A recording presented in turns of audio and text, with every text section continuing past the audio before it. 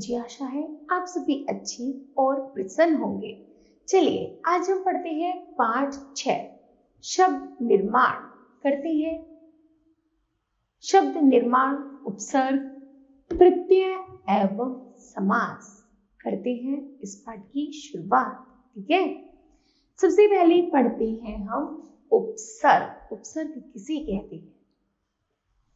कुछ ऐसे शब्दांश होते हैं जो मूल शब्द से पहले लगकर या जुड़कर उसके अर्थ में परिवर्तन या विशेषता उत्पन्न कर देते हैं, उन्हें उपसर्ग कहते हैं।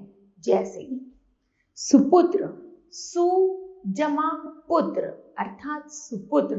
पुत्र में हमने सु शब्द लगाया, सु वर्ण लगाया और इसका अर्थ परिवर्तित कर दिया तो बन गया सुपुत्र, है ना। आगे है अधर्म। धर्म में हमने आ लगाया तो जिसका रूप परिवर्तित हो गया तो बन गया अधर्म। यह आ क्या है? एक उपसर्ग है। उसी तरह है अपमान, अप जमा मान, मान में क्या जुड़ा? अप।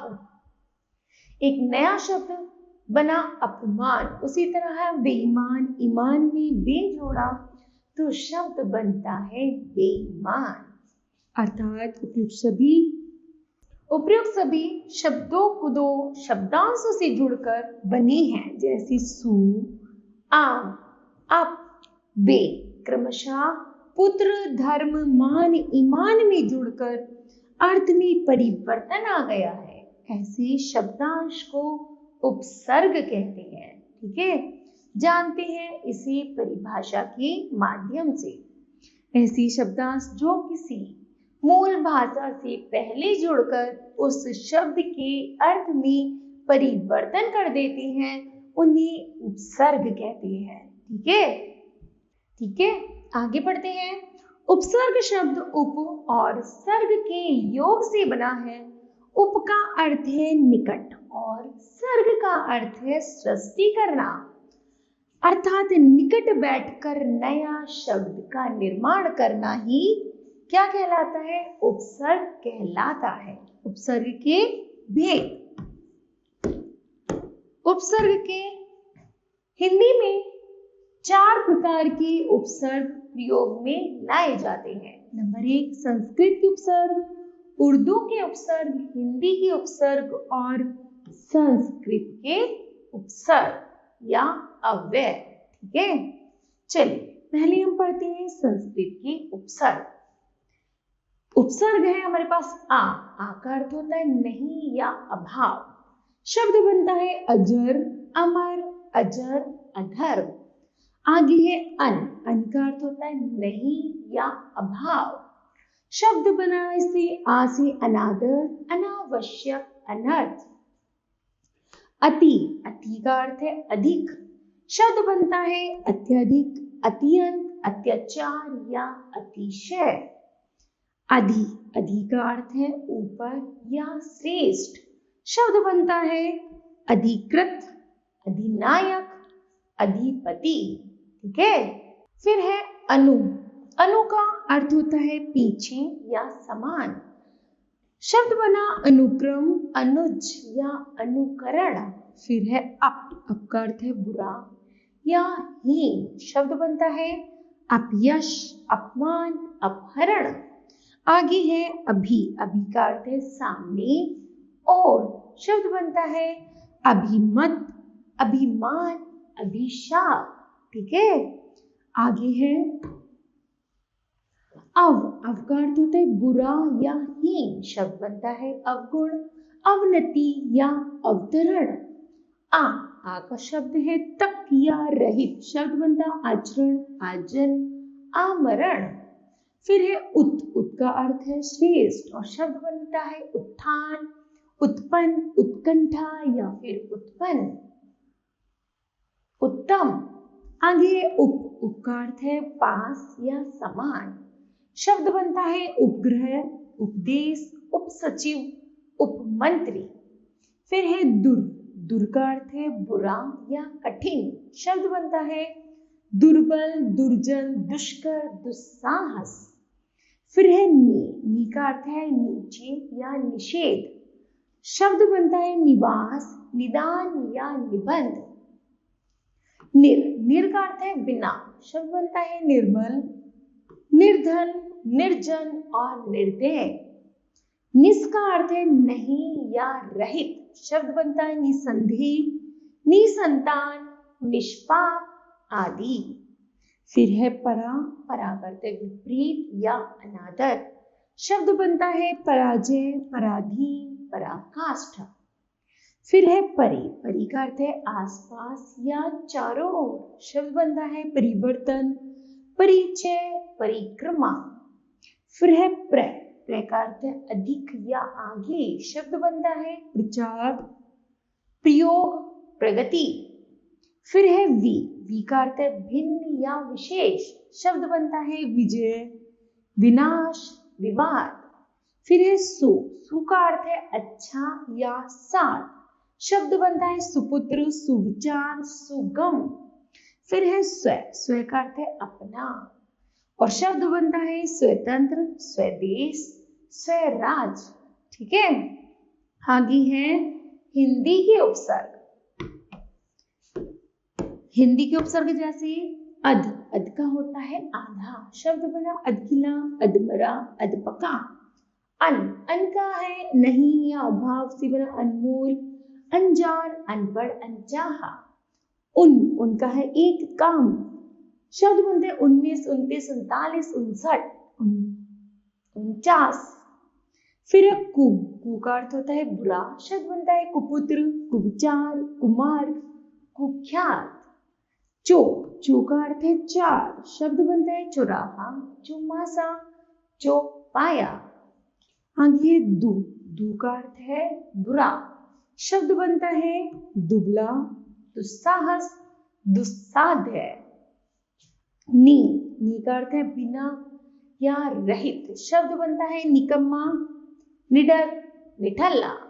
फिर है बिन का है बिना या रहित। शब्द बनता है बिन कहे, बिन मांगे, बिन बोले। फिर है भर का है पूरा या ठीक। शब्द बनता है भरपेट, भरमार, भरपूर। फिर है स का है सहित या अच्छा। शब्द बनता है सरस, सपूत, सपरिवार।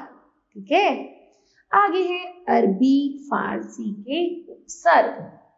बे का अर्थ है बिना। शब्द बना बेचैन, बेकसूर, बेईमान, बेचारा।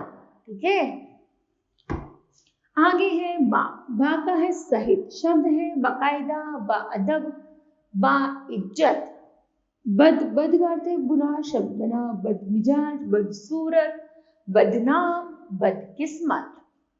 फिर है कम का अर्थ है थोड़ा या हीन। शब्द है कमजोर, कमकल, कम उम्र। खुश का अर्थ होता है अच्छा। शब्द बनता है खुशनसीब, खुशकिस्मत, खुशदिल। फिर है गैर का अर्थ है अलग या भिन्न। शब्द बनता है गैर कानूनी, गैर हाजिरी, गैर जरूरी। आगे है ना का अर्थ है नहीं। शब्द बना नालायक, नादान, नासमझ, नाउम्मीद। फिर है ला का अर्थ है नहीं। शब्द बनता है लाइलाज, लापरवाह, लाजवाब या फिर लावारिस। फिर है हम का अर्थ है समान या साथ। शब्द बनता है हम उम्र, हम शक्ल, हम जोली, हम वतन। आगे है सर का है मुख्य। से बना सरताज, सरपंच और सरकार। ठीक है, उपसर्ग की तरह प्रयोग किए जाने वाले संस्कृत के अव्यय। संस्कृत के अव्यय है सबसे पहले अंतर का है भीतरी। शब्द है अंतरराष्ट्रीय, अंतरजातीय, अंतरात्मा। फिर है अथ का है भीतरी। शब्द बना अंतःकरण, अंतःपुर। अधा का है नीचे। शब्द बना अधोलिख गति, अधोलिखित, अधोपतन। फिर है चिर का है बहुत देर। शब्द बनता है चिरकाल, चिरंजीव, चिरायु, चिरस्थायी। आगे है पुरा का है पहला या पुराना। अर्थ शब्द बनता है पुरातत्व, पुरातन या पुरावस्तु। फिर है बही का है बाहर, शब्द बना बहिर्मुख, बहिर्गमन, बहिष्कार। सत का है सच्चा, शब्द बनता है सत्कर्म, सज्जन, सत्संग, सद्धर्म। फिर है सह, सह का है साथ, शब्द बनता है सहपाठी, सहयोगी, सहकर्मी, सहमत। आगे है पुनः, पुनः का है फिर, शब्द बनता है पुनर्जन्म, पुनर्विचार, पुनर्निर्माण और पुनरागमन। ठीक है। आगे है प्रत्यय, प्रत्यय किसे कहते हैं? कुछ ऐसी शब्दांश भी होती है जो मूल शब्द के आरंभ में न लगकर मूल शब्द के अंत में जुड़ते हैं, इन्हें प्रत्यय कहते हैं। जैसे खेल में हमने प्रत्यय जोड़ा आड़ी, तो शब्द बना खिलाड़ी। उसी तरह लड़क में हमने पन जोड़ा, तो शब्द बना लड़कपन। ठीक है। उपरोक्त शब्दों में आड़ी, पन, शब्दांश शब्द के बाद जुड़कर उनके अर्थ में परिवर्तन ला देते हैं, इन शब्दों को प्रत्यय कहा जाता है। ठीक है। ये स्वतंत्र रूप से कहीं भी प्रयुक्त नहीं किए जा सकते, इनका अपना कोई भी अर्थ नहीं होता है। जानते हैं हम इन्हें परिभाषा के माध्यम से। जो शब्दांश अंत में लगकर शब्द के अर्थ में परिवर्तन ला देते हैं, उन्हें प्रत्यय कहते हैं। प्रत्यय के भेद, प्रत्यय के दो भेद होते हैं, कृत प्रत्यय और त्वरित प्रत्यय। सबसे पहले पढ़ते हैं हम कृत प्रत्यय। किसे कहते हैं? जो प्रत्यय धातुओं के अंत में लगकर संज्ञा या विशेषण शब्दों का निर्माण करते हैं, वे कृत प्रत्यय कहलाते हैं। जैसे आई, आई से बना लड़, पढ़, जोत, लिख में यदि हम आई जोड़ेंगे तो शब्द बनेगा लड़ाई, पढ़ में जोड़ा पढ़ाई, जुत में जोड़ा जुताई और लिख में जोड़ा लिखाई। ठीक है। आगे है आन। आन में हमने शब्द जोड़ा उड़ में, जैसे उड़ में आन जोड़ा उड़ान, लग में जोड़ा लगान, उड़ में जोड़ा उड़ान, लग में जोड़ा लगान और चढ़ में जोड़ा चढ़ान। ठीक है। आगे है आप में मिल से जोड़ा तो शब्द बना मिलाप। फिर बह में आव जोड़ा बहाव, फैल में जोड़ा तो फैलाव और कट में जोड़ा तो कटाव।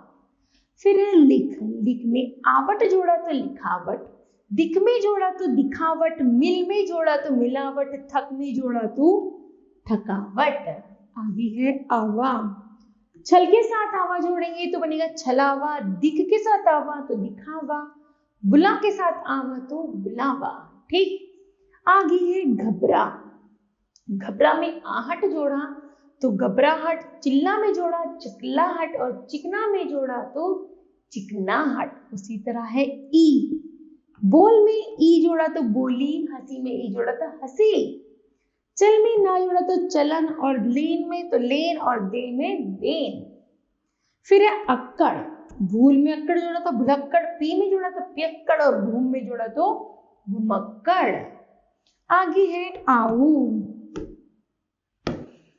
बिक में आओ जोड़ा तो बिकाऊ, टिक में जोड़ा तो टिकाओ।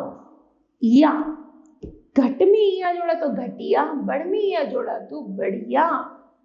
फिर है ऊ, खा में ऊ जोड़ा खाओ, कम में जोड़ा तो कमाओ। वाला, लिख में वाला जोड़ा लिखवाला, बोलने में जोड़ा बोलने वाला, पढ़ में जोड़ा तो पढ़ने वाला।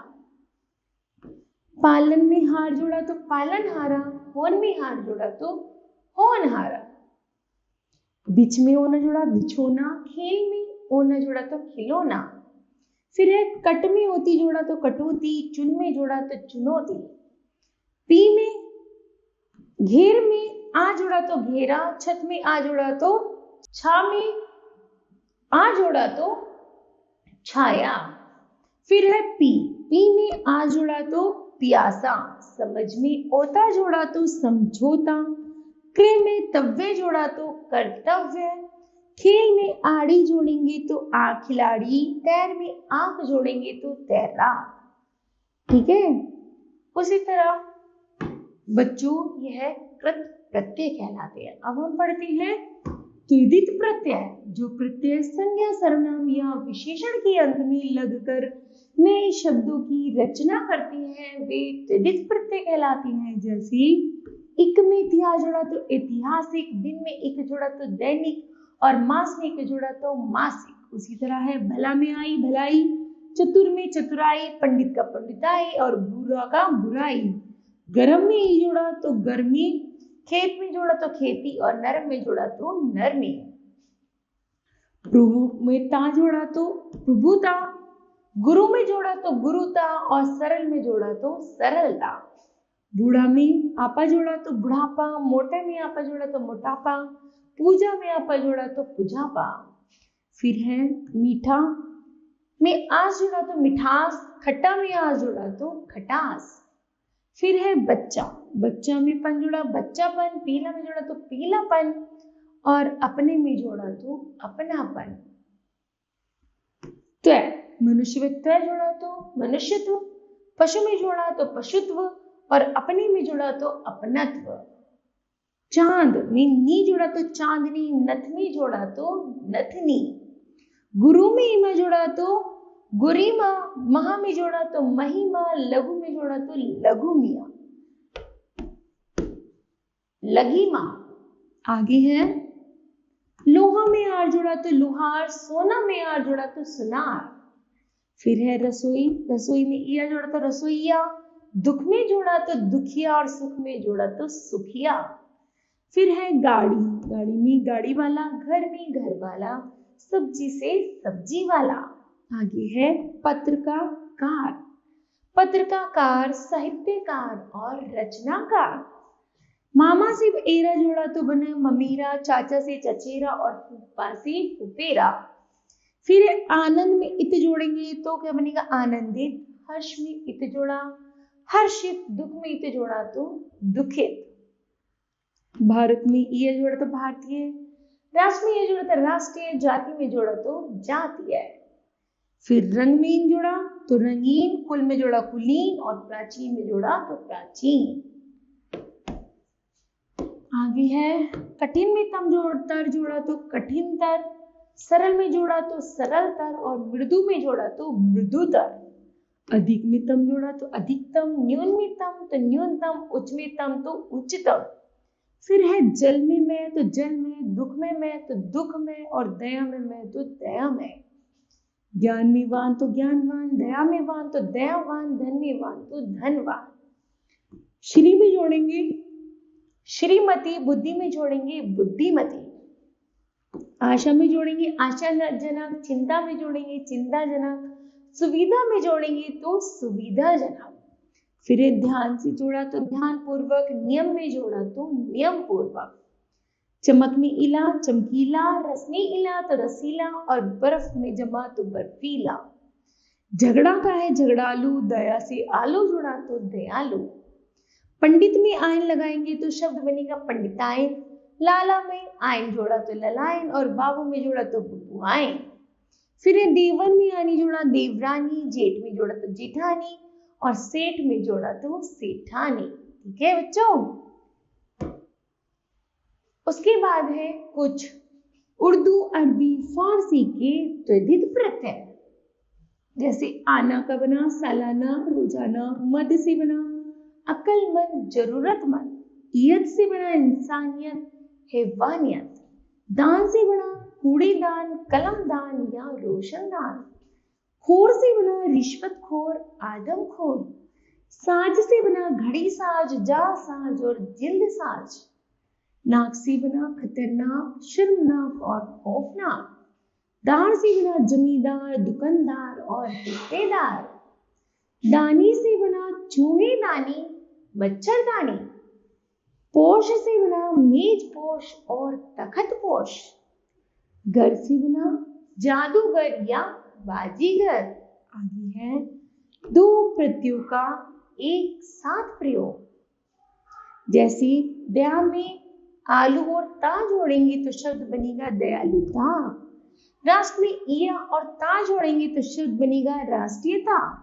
लोक में इक जमा ता जोड़ेंगे तो शब्द बनेगा लौकिकता। वन में आवट जमा ई तो शब्द बना बनावटी। अकल में मद जमा ई तो अकलमंदी। और बचपन में पन जमा आ तो बचपना। भूत में इक जमा ता तो भौतिकता। ठीक है। समास का अर्थ होता है छोटा करना या संक्षिप्त करना। इसमें दो या दो से अधिक शब्दों को मिलाकर एक नए शब्द का निर्माण किया जाता है। जैसे दशानन, दस है आनंद जिसके अर्थात दशानन। घुड़सवार अर्थात घोड़े पर सवार। चलिए चलते हैं, इसे परिभाषा के माध्यम से समझते हैं। जब दो या दो से अधिक शब्द मिलकर एक सार्थक शब्द बनाते हैं तो यह प्रक्रिया समास कहलाती है। उपयुक्त लिखे शब्द दशानन व घुड़सवार क्रमशः दस है आनंद जिसके तथा घोड़े पर सवार शब्दों का संक्षेपीकरण है। यह संक्षेपीकरण ही समास है। ठीक है। समास के भेद, समास के 6 भेद होते हैं। अवयवी भाव समास, तत्पुरुष समास, कर्मधारय समास, द्विगु समास, द्वंद्व समास और बहुब्रीहि समास। ठीक है। चलिए पढ़ते हैं आगे। सबसे पहले अवयवी भाव समास। जिस समस्त पद में पूर्व पद अव्यय हो तथा उसके योग से समस्त पद भी अव्यय बन जाए वह अवयवी भाव समास होता है। जैसे यथा, अव्यय का मतलब होता है जो पहला शब्द है उसमें कोई परिवर्तन नहीं आता। ठीक है। वो ऐसे का ऐसा ही रहता है। ठीक। जैसे यहाँ पर शब्द है यथा विधि, तो यथा अलग है, विधि अलग है, अर्थात विधि के अनुसार।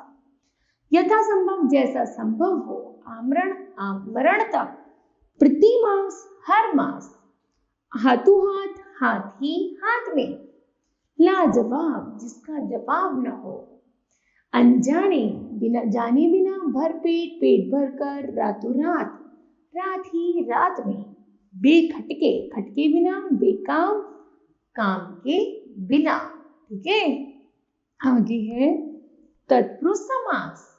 इसमें दूसरा पद प्रधान होता है और समस्त पद के दोनों पदों के मध्य कार के चिन्ह को के, की, के लिए, में, से, पर का लोप हो जाता है। कारकों के आधार पर तत्पुरुष समास की 6 भेद होते हैं। कितने भेद होते हैं? 6। जैसे पहला है कर्म तत्पुरुष को चिन्ह का लोप। जैसे परलोक गमन, परलोक को गमन। गगनचुंबी, गगन को छूने वाला। स्वर्ग प्राप्त, स्वर्ग को प्राप्त। देशागत, देश को गया हुआ। चिड़ी मार, चिड़ियों को मारने वाला। ग्रामगत, ग्राम को गया हुआ। ठीक है। आगे है करण तत्पुरुष। करण तत्पुरुष का है विभक्ति चिन्ह से, के द्वारा। ठीक है। तो जैसे अकाल पीड़ित, अकाल से पीड़ित। शक्ति संपन्न, शक्ति से संपन्न। सूरकृत, सूर द्वारा कृत। हस्तलिखित, हस्त द्वारा लिखित। रस भरा, रस से भरा। और रेखांकित, रेखा द्वारा अंकित। तो जहां पर से, के द्वारा आता है वहां पर करण तत्पुरुष समास होता है। आगे है संप्रदान तत्पुरुष समास। इसमें आता है के लिए। क्या आता है? के लिए। जैसे मालगाड़ी का है माल के लिए गाड़ी। रसोई घर है रसोई के लिए घर। सभा भवन, सभा के लिए भवन। गुरु दक्षिणा, गुरु के लिए दक्षिणा। डाकघड़ी, डाक के लिए गाड़ी। राह खर्च, राह के लिए खर्च। विद्यालय, विद्या के लिए आलय। और देशभक्ति, देश के लिए भक्ति। ठीक है। आगे है अपादान पुरुष में है से का लोप, जैसे जन्मांतिका है जन्म से अंधा, पथ भ्रष्ट है पथ से भ्रष्ट, धर्म विमुख है धर्म से विमुख, धनहीन है धन से हीन, और बुद्धिहीन है बुद्धि से हीन, और भय मुक्त है भय से मुक्त। ठीक है, आगे है संबंध तत्पुरुष। संबंध तत्पुरुष में चिन्ह है का की के, जैसे राजमहल का है राजा का महल, देशवासी देश का वासी, मृत्युदंड मृत्यु का दंड, अमृत धारा अमृत की धारा, गंगा जल का है गंगा का जल, नगरवासी नगर का वासी, उद्योगपति उद्योग का पति, घुड़दौड़ घोड़ों की दौड़। ठीक है, आगे है अधिकरण तत्पुरुष। इसमें चिन्ह आता है में या पर, जैसे सिर दर्द सिर का दर्द, शरणागत शरण में आगत, वनवास वन में वास, गृह प्रवेश गृह में प्रवेश, आप बीती आप पर बीती, ग्रामवास ग्राम में वास, डिब्बा बंद डिब्बे में बंद, लोकप्रिय लोक में प्रिय। आगे है कर्मधारय समास। जिस समास पद में परस्पर विशेषण विशेष्य अथवा उपमेय अपमान का संबंध पाया जाए वह कर्मधारय समास कहलाता है। इसमें द्वितीय पद प्रधान होता है, जैसे विशेषण विशेष्य है पीतांबर पीला है जो अंबर अर्थात वस्त्र, नीलकमल नीला है जो कमल, महाराजा महान है जो राजा, सदधर्म सत है जो धर्म, नील गगन नीला है जो गगन, मुनि श्रेष्ठ श्रेष्ठ है जो मुनि। आगे है उपमेय और उपमेय, जैसे कनक लता कनक की समान लता, चंद्रमुख मुख रूपी चंद्रमा, चरण कमल कमल जैसे चरण, चंद्रमुख चंद्रमा के समान मुख, कर कमल कर रूपी कमल, विद्याधन विद्या रूपी धन, अर्थात जिसकी तुलना या समान हो उसको मान लिया जाए तो वह उपमान में उपमेय का बोध। आगे है द्विगु समास। जिस समास पद में प्रथम पद संख्यावाची हो वह द्विगु समास कहलाता है। इसे समूहवाची समास भी कहते हैं। जैसे नवरत्न का है नौ रत्नों का समूह, तिरहा तीन राहों का समूह, चतुर्भुज त्रिभुज तीन भुजाओं का समाहार, नवग्रह नौ ग्रहों का समूह, चतुर्भुज चार भुजाओं का समूह, चौराहा चार रास्तों का समूह, तिरंगा तीन रंगों का समूह, सप्तऋषि सात ऋषियों का समूह, अर्थात जिसमें संख्या बताई जाती है उसे हम कहते हैं द्विगु समास। फिर है द्वंद्व समास। जिस समास पद में दोनों पद प्रधान हो तथा उन्हें मिलाने वाले समुच्चय बोध और का लोप हो गया हो वह द्वंद्व समास कहलाता है। जैसे रात और दिन, माता और पिता, अन्न और जल, जीवन या मरण, रुपया और पैसा, भाई तथा बहन, हानि या लाभ, स्वर्ग तथा नरक। इन सब का लोप हो जाने पर इसमें योजक चिन्ह का प्रयोग किया जाता है। ठीक है, और दोनों पद प्रधान होते हैं, बदला कुछ नहीं जाता। आगे है बहुब्रीहि समास। जिस समास पद की दोनों पदों में कोई भी पद प्रधान न हो अर्थात अन्य पद प्रधान हो वह बहुब्रीहि समास कहलाता है। जैसे लंबोदर लंबा है उधर जिसका अर्थात गणेश, गिरिधर गिरि को धारण करने वाला अर्थात कृष्ण, दशानन 10 है आनंद जिसके अर्थात रावण, नीलकंठ नीला है कंठ जिसका अर्थात शिव, त्रिनेत्र 3 नेत्र है जिनके अर्थात शिव, मूषक वाहन मूषक है वाहन जिसका अर्थात गणेश, चतुर्भुज 4 भुजाएं हैं जिसकी अर्थात विष्णु, चतुर्भुज 4 है मुख जिसकी अर्थात ब्रह्मा, एक दंत एक है दंत जिसके गणेश, श्वेतांबर श्वेत है अंबर जिसके सरस्वती, महादेव, महान है जो देव अर्थात शिव। मृत्युंजय, मृत्यु को जीता है जिसने अर्थात अमर। ठीक है, उन्हें हम कहते हैं बहुब्रीहि समास। आगे है कर्मधारय और बहुब्रीहि समास में अंतर। कर्मधारय समास की दोनों पदों में विशेषण विशेष्य और उपमेय उपमान का संबंध होता है अर्थात तुलना, है ना। बहुब्रीहि समास में दोनों पद मिलकर किसी तीसरे पद की विशेषता प्रकट करते हैं। जैसे एक तरफ है कर्मधारय, दूसरी तरफ है बहुब्रीहि। जैसे उदाहरण में पीला है जो अंबर अर्थात पीतांबर, पीले है अंबर जिसका अर्थात वस्त्र जिसके अर्थात विष्णु।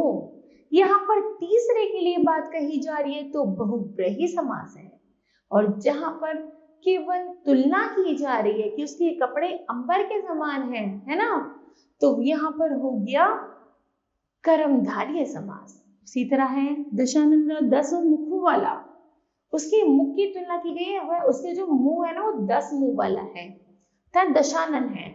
और इसे कहेंगे 10 है मुख जिसके अर्थात रावण। यह तीसरे के लिए बात कह रहा है, ये हो गया बहुब्रीहि। उसी तरह है लंबोदर, लंबा उदर, और इसमें पढ़ेंगे लंबा है उदर जिसका अर्थात गणेश। घनश्याम, घन के समान श्याम, घन के समान क्या है, श्याम है। उसी तरह घन के समान श्याम है जो, उन्हें कहते हैं हम श्री कृष्ण। पंचानन, 5 मुखों वाले को कहते हैं पंचानन, तो 5 मुंह है जिसके अर्थात कार्तिकेय।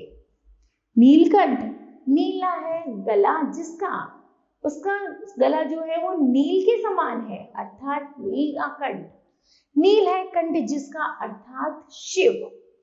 पीतांबर, पीला है अंबर या वस्त्र अर्थात कर्मधारय समास। पीला है वस्त्र जिसके अर्थात कृष्ण जी या विष्णु जी, उसे हम कहते हैं बहुब्रीहि समास। ठीक है, आगे है द्विगु तथा बहुब्रीहि समास में अंतर। द्विगु समास का पहला पद संख्यावाची होता है, पहला पद दूसरे पद की संख्या बताता है। बहुब्रीहि समास में भी कई पहले पद संख्यावाची होते हैं, परंतु ये पद दूसरे पद से मिलकर किसी तीसरे पद की ओर संकेत करते हैं। जैसे तिरंगा, 3 रंगों का समूह, 3 रंग है जिसमें अर्थात भारतीय ध्वज। फिर है चतुर, 4 भुजाओं का समूह ना, जहां पर संख्या बताई जा रही है, द्विगु समास। और बहुब्रीहि समास जो तीसरी बात है अर्थात 4 भुजाएं किसकी है, विष्णु जी की। त्रिनेत्र, 3 नेत्रों का समूह, यहाँ पर 3 संख्या है द्विगु, और बहुब्रीहि में 3 नेत्र हैं जिसके अर्थात शिव। त्रिवेणी, 3 वेणियों का समूह अर्थात 3 वेणियों का संगम समूह है, जहां उसे कहते हैं प्रयागराज। ठीक है, तो बच्चों यह पाठ पूरा होता है। चलिए इस पाठ की महत्वपूर्ण तथ्य को समझते हैं। ऐसे शब्द जो मूल शब्द से पूर्व जुड़कर शब्द की अर्थ में परिवर्तन करते हैं वे उपसर्ग कहलाते हैं। ऐसे शब्दांश जो किसी शब्द के अंत में जुड़कर उस शब्द के अर्थ में परिवर्तन कर देते हैं वे प्रत्यय कहलाते हैं। 2 या 2 से अधिक शब्दों को मिलाकर संक्षिप्त करके नया शब्द बनाने की प्रक्रिया को समास कहते हैं। समास की 6 भेद होते हैं, अव्ययी भाव समास, तत्पुरुष समास, द्वंद्व समास, कर्मधारय समास, द्विगु समास और बहुब्रीहि समास। ठीक है, तो मुझे आशा है बच्चों यह पाठ आपको भली भांति समझ आया होगा। धन्यवाद।